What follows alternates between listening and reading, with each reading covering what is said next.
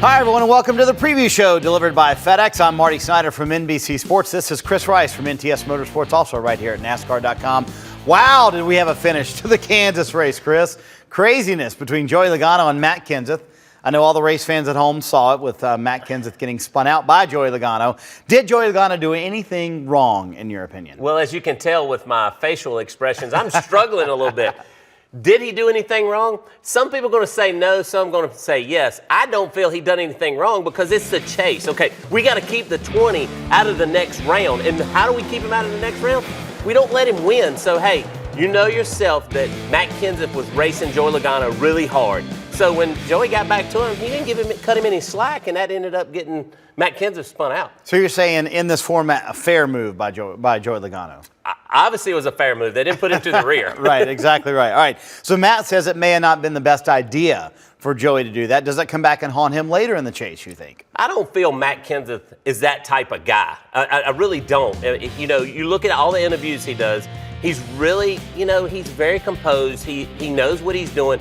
I just know that when it comes time for the 22 to come and try to pass the 20, it's going to have a big old wide load sign on the back of the 20. So I'm telling you right now, I don't think Matt Kenseth's going to do anything out of the ordinary, but it's not going to be easy to pass the 20 from here on out. That is boys have at it at its best, and we're not even to Talladega yet. That's this weekend. Pit road has been such a big factor. We've talked about the pressure on these pit crews almost as much as the drivers. We saw that at Kansas. Martin Truex Jr. and uncontrolled tire. They really never recovered from that. Then you had Kevin Harvick. They had pit equipment leave their stall. They also had the vibration, and they had the shifter problem.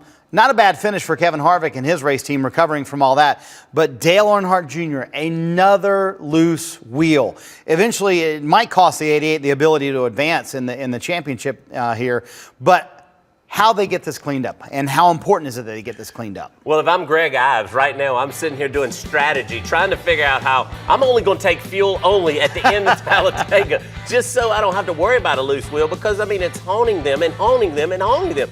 We talked about it earlier in the show before the chase started. I was really worried about that team making it to the championship round. So I'm telling you, they got to clean it up. The pit crew coach is sitting there pulling his hair out right now trying to figure out, how am I going to fix this? They got to clean it up if they want to move on and go win a championship. It's almost a point, though, you can't put too much pressure on the guys. They just need to go do their job, right? They got to do their job, just like Dale Jr. You got to go do your job. All right, let's check out the chase grid after the Kansas race.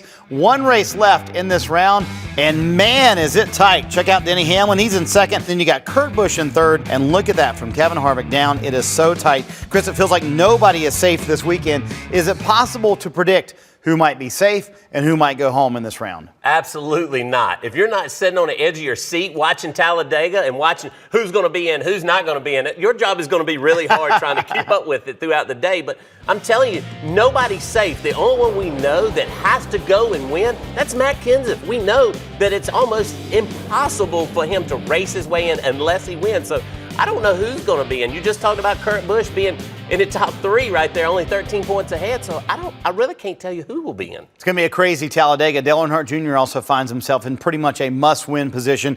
He promises he's going to be very aggressive this weekend at Talladega.